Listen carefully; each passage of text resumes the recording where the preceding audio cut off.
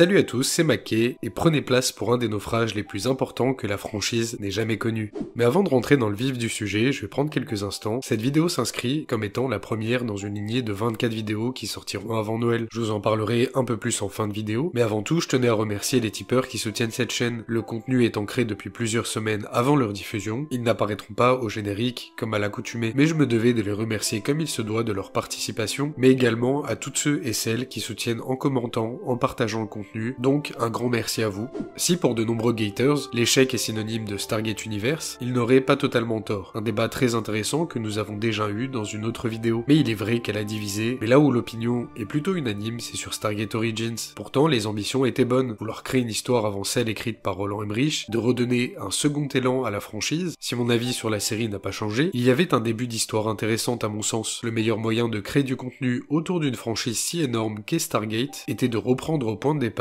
à l'origine, et en ça la web-série a su choisir son titre. Néanmoins, ça n'en fait pas le récit. Là où le film de Roland Emmerich avait un côté spectaculaire pour ses visuels qui ont marqué de nombreux fans, comme le visage de Daniel dans La Porte des Étoiles, Origins avait de gros problèmes de budget et n'a pas su prendre la relève du film de Emmerich. En proposant du spectaculaire, la seule solution a été la technique du hors-champ, coûtant moins cher car la série avait un budget restreint, mais aussi dans son développement qui n'apporte rien de nouveau, et fait même pire, il inscrit des incohérences dans le récit. Veuillez arrêter de filmer, s'il vous plaît, arrêtez de filmer.